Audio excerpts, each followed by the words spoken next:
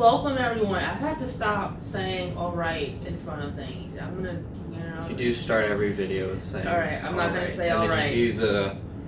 Okay, well, I mean, I almost feel like that's part of... Anyway. Welcome back, everyone, to our YouTube channel. We are back this week with another video for y'all. My name is Elle. I'm Ryan. Alright, Ryan, tell us what we're doing this week.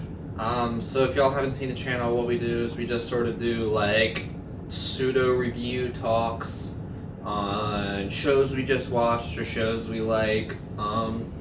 Next week's gonna be a little different just because the show we're doing this week is something that we've seen so many times that we feel like if we try to do a review on it, it's just gonna sound non-objectively, this show's perfect. Because we tried. Yeah, because we tried. So we're just gonna do sort of like an intro talk about the show to y'all who haven't seen it, and maybe you're wanting to see it. And if y'all haven't guessed what it is yet, based on my shirt, this week we are doing Parks and Rec, which is my all-time favorite show of all time. So, the show... Mine by association. Yeah, hers by association. We'll get to her favorite show at some point. But the show is just about, it centers around, as the title would suggest, the Parks and Recreation Department of the government of Pawnee, Indiana, which is not a real place. But I wish it was, so I could live there because it sounds incredible. I mean, it sounds insane. Insane. It's the such most a mess. insane place, but It's incredible. Such a mess. So it just follows that department, mostly their deputy director, which we'll get to her in a little bit, as they just sort of go about their lives. It's a sitcom, so as you know, sitcom stuff happens. Like a mix between like a documentary and a reality TV show. Yeah, it's not quite The Office documentary wise, but it's also not like Friends as far as a sitcom goes. It's somewhere in between the two. No laugh track, but also no interviews, essentially. Goodness. Yeah, a lot of the show it goes around different things. They basically sort of break it up into different like arcs. Which is a bad way to say it because this isn't an action show, but that's basically what they do. Yeah, so there's building the park, there's the Harvest Festival, there's the Unity Festival, there's the National Park. There's a couple different things that they break it up. There are a few things to keep you interested in the show. Yeah, they change it up every once in a while. But yeah, and then obviously from now on, spoiler warning, if y'all don't want to like get spoiled, there might be a couple spoilers. We're gonna try and keep it as spoilery free because this isn't a review. But there are some when it comes to like the relationship. Yeah, if you don't want to know relationship statuses and stuff like that, this is where you click off. A little bit of a spoiler. Yeah. So I think Elle's gonna start us off with bringing in our characters. Alright, to kick us off, we're going to start with Donna. I feel like Donna is like almost like an unassuming character at first, but the more the show goes on, just the more that you like love her. Well, I'm not 100% sure Donna was meant to be a regular when the show first aired. Yeah, because she's not on the intro scene, title card for the show for like 2 seasons. Yeah. So, yeah, she is definitely in the background, and then she slowly comes to the foreground. Yeah, she's, like, initially meant to be, like, that snippy, sarcastic coworker kind of a thing, but she turns into, like, that, but more. Like, she turns into, like, this character that actually has love for her coworker, and then they always show up for each other. And, like, the thing that I almost, like, love most about Donna is, like, how much she cares about material objects. Like she is very materialistic. Like even when you don't see her that much, she's wearing like the brightest colored shirt, like all like the gold like oh my god. Gold necklaces and earrings and rings. And jewelry and like the rings and like the fancy watches. She's always got her makeup on. Ooh, and her Mercedes. You don't mess with her Mercedes. Not the Benz. Not the Benz. Like a great like story or like example of this episode where he's next, where Tom was moving. And like they were unpacking everything. They had like boxes and boxes of everything. And she takes one box and like holds it like carefully and then like sets it in her car and just moves it. And then all right, I'm packed. We're ready to go. We're done. And then like everyone else shows up. Like all right, so we're gonna put these boxes. She's like nowhere. Don't you see? I'm packed. We're full.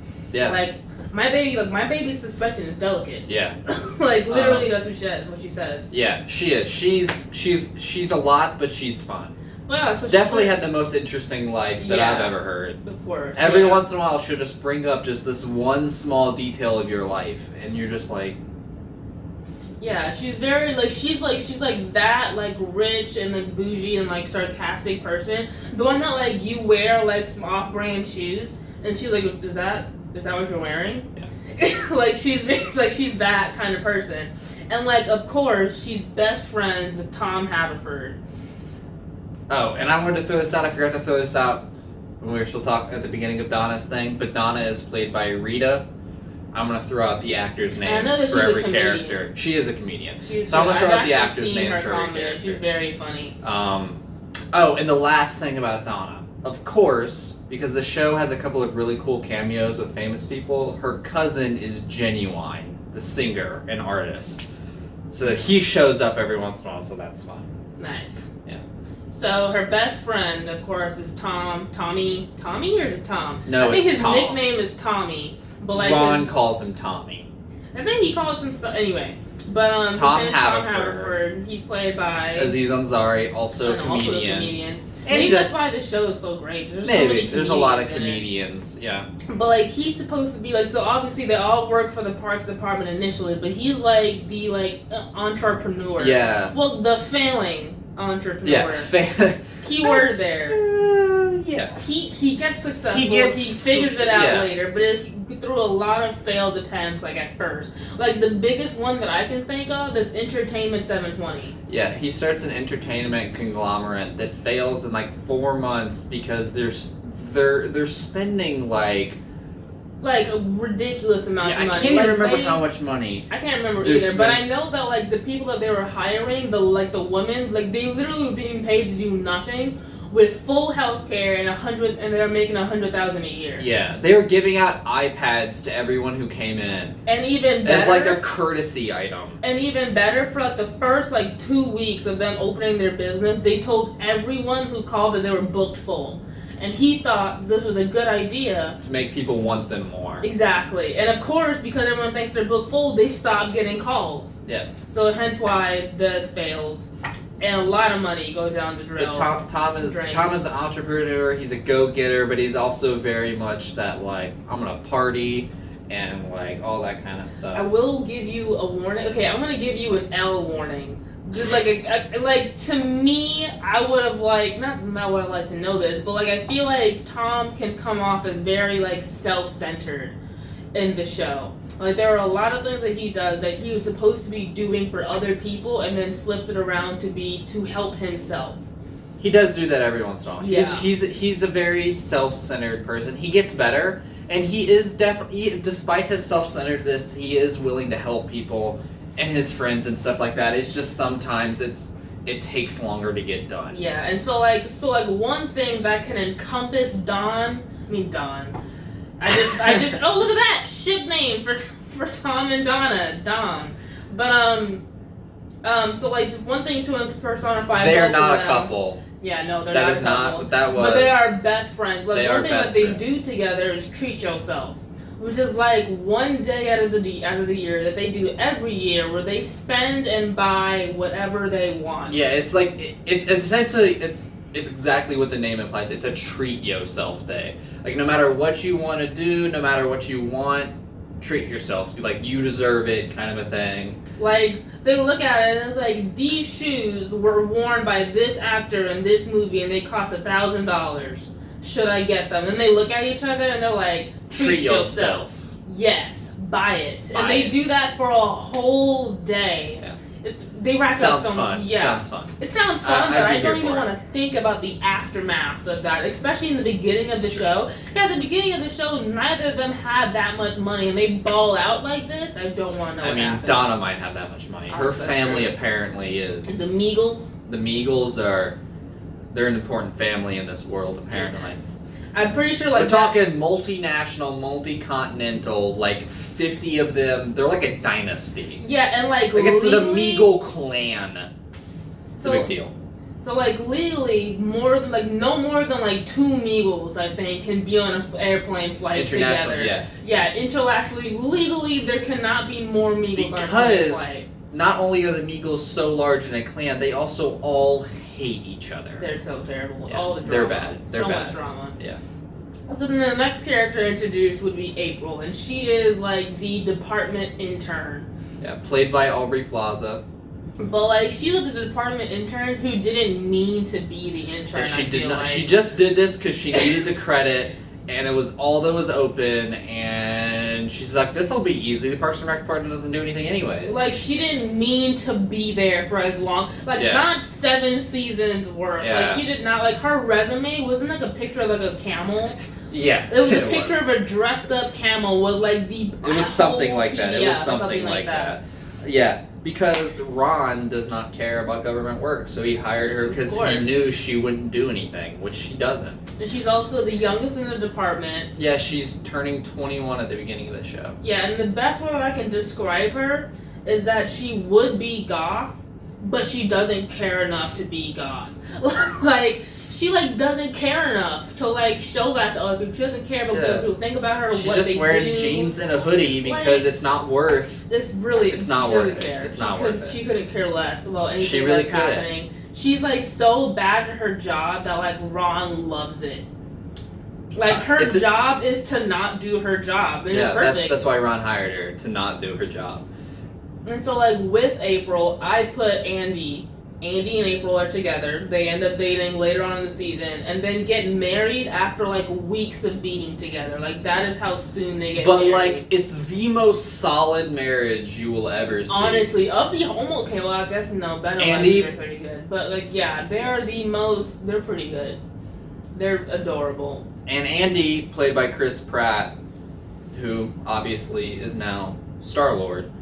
This show is really Chris Pratt's like stepping stone. Yeah. You can actually see him in the show like bulk up and progress for and, like lose Star-Lord and his role in Jurassic World and stuff like that. You can see him sort of get there. Yeah, like at the beginning you see him and it's like, wait, is that? Yeah. But then by the end of the season you're like, oh my god, Chris that's Pratt. totally that's Chris Pratt. Yeah.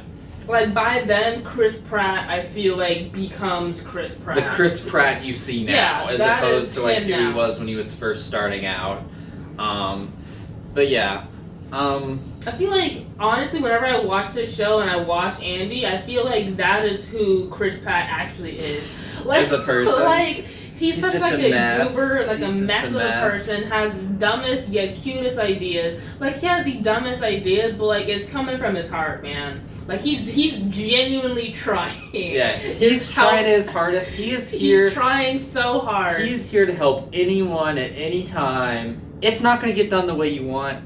It's not going to be perfect. Yeah. But he is putting all his effort into this. Yeah, half his ideas come with Burt Macklin, who is a like FBI agent character that he made up, and he goes into character every once in a while. But like, yeah, I feel like his like man-child and like a man body, and like April's like youngness, even though I think in the show Andy's actually like 28 or 29. There's about 10 years of difference in between them. And April is 21, and like they like fit because of how young Andy actually is and how like April somehow is the adult of the relationship. Yeah. So it works. It's almost that April is more mature than her age and Andy is less mature than their age, so it sort of links up at some point. Yeah. Yeah, and then just April's fierce and undying loyalty to people she cares about. Yeah. And then she's ready to stab someone for you. And then the man, the myth, the legend, the one who actually hired April is Ron. Ron Swanson. Ron Swanson. Like, what a man. What a man. What a man. Like, when you ever hear, like a man's man, that's Ron Swanson. That's Ron Swanson. Ron Swanson. Yeah, played by Nick Offerman. I love Nick Offerman. Anytime you hear his voice, you just get happy. I just get happy. I just love his voice. He's not Morgan Freeman voice, but like to me, he's like getting there. like whenever I hear his voice, like don't tell me you don't do. But whenever we hear his voice like in animation, we're like, wait, is that? Yeah, it's true. His voice is distinctive. You can pick it out. But yeah, like so, like I guess the way that I would describe him, that he's a borderline anarchist. No, Because he does not believe in government but work it's not. and like government. It's not in an anarchy way. It's in a corporate way. Like he's here for corporations. Like He's here for capitalism. Capitalism. That is his like that thing. is here. Yeah. He's like at everyone one point, starts off in their own field. What you do is your business, Yeah. and where you go. if from you there. fail, it's your own failure as like a businessman. It's not Yeah. government's fault. It's not their job to bail you out. But at one point, I think he says that he wished. Like he said something about like he loves the corporate structure of Chuck E. Cheese, and he thinks that Chuck E. Cheese should run the government. Oh my goodness. I think But, he like, says that at one point. He's very much so like the government does what the government does. They stay over there, and we are over here, and we do what we do. Like he's very much so like the government should not be involved in anything that is not government. He works in the government to help stop the government from doing yeah, things. he like loves He's stopping here to their slow it progress. down. But yeah. Bleeding the rotting beast from the inside. That is Yeah. something he says in the show to describe his role in government. And like what's even crazier about him is that as frugal as he is, he wore like the same 2 shirts every day. Yeah, he has Like, like a he has- wardrobe of like 10 shirts. Literally. Yeah. But like he is somehow like I feel like he's like a suspected like millionaire. He's Like, not suspected, we never he know. is. Yeah, but like we never know That's how true. much money That's he true. actually He has. never actually like says. we are all pretty sure he's a millionaire. The closest we ever get to knowing how rich he really is at some point, I think it's season 4 or 5, he has to make a will. Yeah. And he's going to leave his children 5% of his fortune. And one of the characters comments and he's like, oh, so you're going to leave them nothing. And then he looks at it, and he basically has a panic attack. Because apparently, off of 5% of Ron's fortune, each of his kids will not have to work a day in their lives. Yeah, and again, they don't say like a number, they just like draw the image for you. Like them getting 5% of his fortune, they're set for life. Yeah. Which leads us to believe that like it must be like millions that he must have. He must have a lot of money. I know he also buys gold, but I'm not sure how much. He takes all his money and transfers it into gold. Yeah. And then he like buries it. He never buys anything. Yeah. Like it's not a surprise that he like has this much It's money. impressive. It's life goals. Yeah, and I think that like what like is sweet and like what almost like not like saves him, but like is his relationship with April. Is that throughout April's the his show, daughter. like basically, like he gives her like a spare key to his house, Yeah. like for emergencies. Like they're And very I know close. y'all don't know what kind of a big deal that is, but like that's a big deal. Oh my gosh! Like one time he Googled his address and he threw the whole computer away Because he thought that would, He threw it all away. Throw it away. Yeah, he's Like, he's that big is on how privacy and like personal privacy Yeah. and like nobody's allowed to know. Like at one point, Leslie learns his birthday. Oh my Dude, goodness. he basically goes into a panic attack trying to like make Stop her forget. Her. Like don't make a big deal. Like don't want anything. Yeah. But like that's also just who like Leslie is, and I guess that's a perfect way to go into Leslie. But like Leslie is like an insane, but like the sweetest, most special, like most hardworking, like all the good adjectives that you can think of for someone is Leslie. Yeah. Like she is so here for her friends. She is. Like it's so like she almost makes the show in a lot of ways. Like I feel like the show's about her. I feel like it starts with her. The opening scene is her, and it's about her journey and the people around her throughout in the show. And she's played by.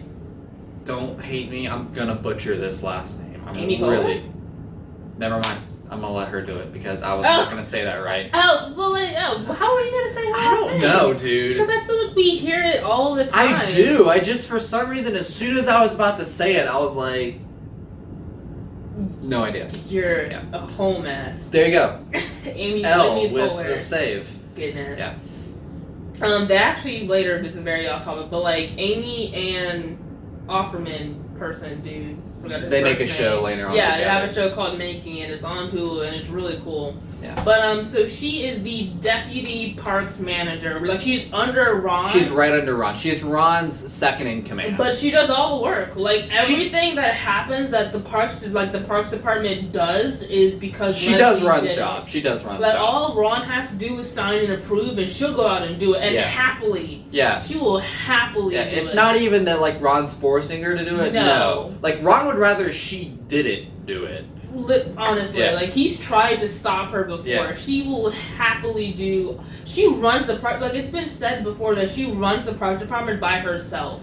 Yeah. Because when she leaves, Chris Traeger, a later character, he literally like tells the park department like y'all need to do something because now that she's gone. Yeah. Leslie does like all your jobs for you. Now like, that she's gone, you guys need to replace her. You guys all have to actually start working. Yeah. She's an impressive worker. She's a force of nature, though. Yeah, she really is.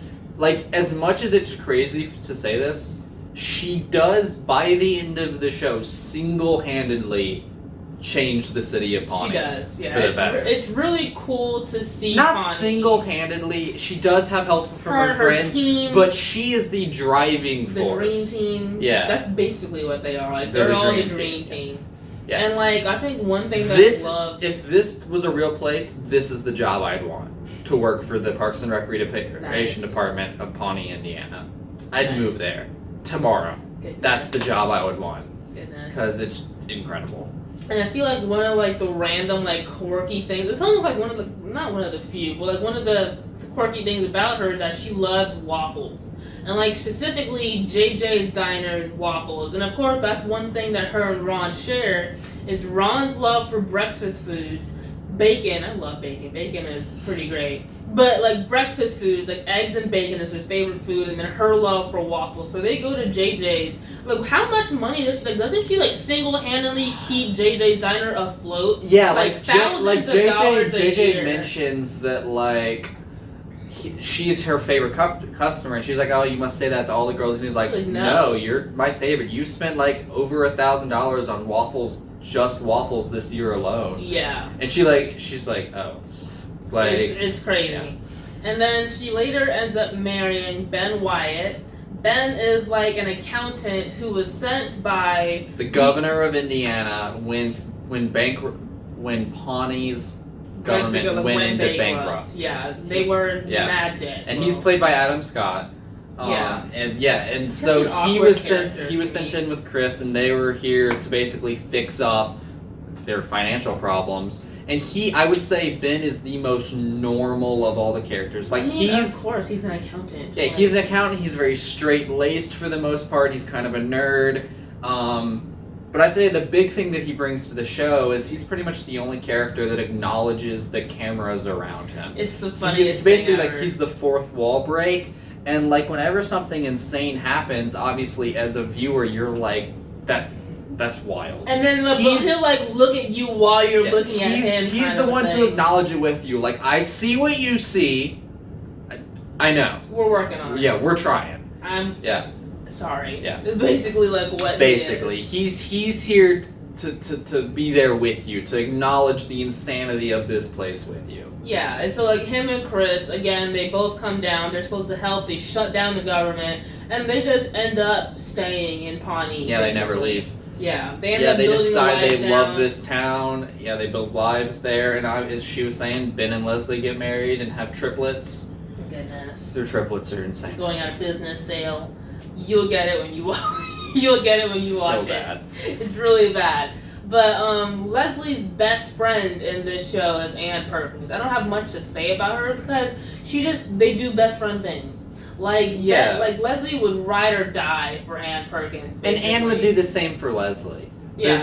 They're the perfect best friends, they're essentially. Very close. I think they only have like 2 fights in the whole show. And then the next day, like they're like fine. that was like they acknowledge, they're like, that was so bad. I'm so stupid. sorry. It shouldn't have happened to begin with. Like, I love you and I'm sorry. They're and then Anne, actually, we don't really know if they ever get married because they don't have. Anne is played by Rashida Jones. Yeah, and because they don't have a wedding in the show, but she marries or is together with Chris Traeger. Yeah. and they have 2 kids together, and he's played by Rob They Lowe. move away from Pawnee at some point, and they weren't married at that point. It is never brought up. If they get married, it's never acknowledged. So we don't know. So, like, there's something like, okay, I don't want to spoil it, you guys can watch it, but, like, to explain that something complicated happens for them, I guess you can think of it yourself, like, why they have 2 kids and why they weren't married when they had the first one. Like, Yeah, we're not sure if they get married after, but for when they leave, they're just together. It wasn't a bad complicated, it was just a weird it wasn't a bad complicated. complicated, it was just A weird complicated. Yeah. Like, you'll see what happened. And Chris Traeger obviously shows up with Ben, and he's Ben's best friend, and he is the most insane health individual. health nut individual, healthy. played by Rob Like, Lowe. he makes you feel bad, low key, about like I should be doing something. Yeah, just runs like 10 miles every day, and like vitamins, and he's like vegan, and he's being healthy. Yeah. He's very much that person, but almost to an overly extreme point. What were his goals? Oh, so his 2 big goals that we hear about. One is to be the first person to live to be 150 years old. Goodness. Because I think, like he said, that like scientists believe that like they've the already first been human born, being to live to be 150 has already been born. And he's like, I believe that I am that person. Yeah. And then his other goal is to run to the moon and back. So whatever distance that is, to run that far.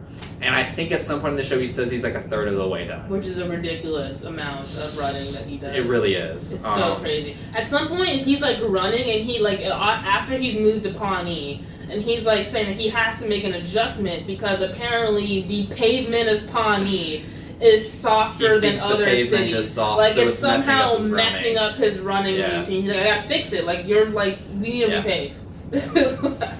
It's crazy to me. And then last, and I don't want to say least because that sounds He's not mean. least. Okay, but like to them he is. Like they treat him so terribly. But Gary Gergich, Gary, Jerry, Larry, Terry, Gergich, Gingrich.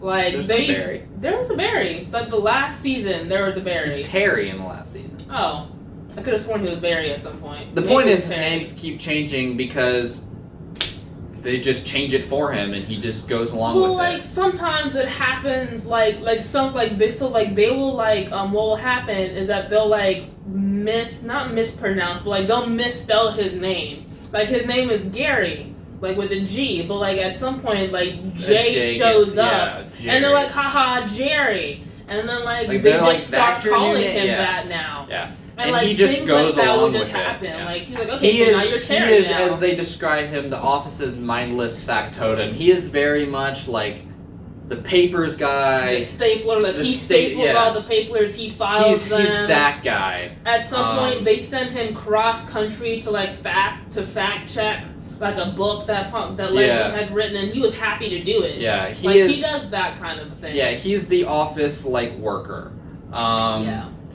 Who is like, he's a klutz and a screw up, and he's kind of quirky, and they make fun of him a lot, but is also married to the hottest woman and has 3 of the hottest daughters. It's super ironic that they like make so much fun of him about like how sucky but his life really is like he's perfect. Happy. Yeah. He's like, if not the happiest person on this show. Yeah. But he's like, they can make fun of me. Like at some point, he looks like, y'all can make fun of me all y'all want, because like he's like, I retired with full pension. Yeah, and like 5 years. One thing I do like good. though, that even despite how much they make fun of him, you can still see moments where all of them are willing to do certain things for him. Like Leslie forgets his birthday at one point, so she drops everything to make a surprise party for him. And at one point, Chris is dating his daughter. Oh my goodness. And they're like going home together. And like April, to like help Jerry out, almost stops him. She steals Chris's keys so they can't get home. Yeah. And like and at one point Donna helps him get his wedding ring that it's lost, and she helps him get his name back, and people start calling him by the right name. Through like 6 names by now, but at her wedding for the place card, she puts his real name, and everyone like for some reason thinks that that's a typo again, like they normally do. So they're like, haha, Gary. And like that's his real name. So I love that they still, despite how much they make fun of him, they still do all these little things for him that show that they really do care. Oh my god, he never mind. Never mind. Yeah, that was a spoiler she's about to say. The big thing you y'all need to watch know, that. the end of his character thing at the end of the show is crazy. It's awesome. insane. But like, It's I feel like he's such a wholesome character. I just love him. He's just super sweet. He doesn't deserve all the crap that he gets in the show, but he's awesome. Yeah. He's awesome. They're all they're good together. They're great. The whole cast together just paints this just really amazing picture like, of this group in this town. They stop working together and they all go they're across still the that country. close to Like, best they're friends. still the dream team. Like, they'll still get back together and they'll still like do and get done certain like things in the show. It's really cool. The show is really cool. Y'all have to watch it. But we hope y'all enjoy this video. Like, comment, subscribe. Always like, comment, and subscribe. I'm lonely. I need friends. I like talking to people. Talk to me, please. Goodness. Please talk to me. But yeah, share with your videos.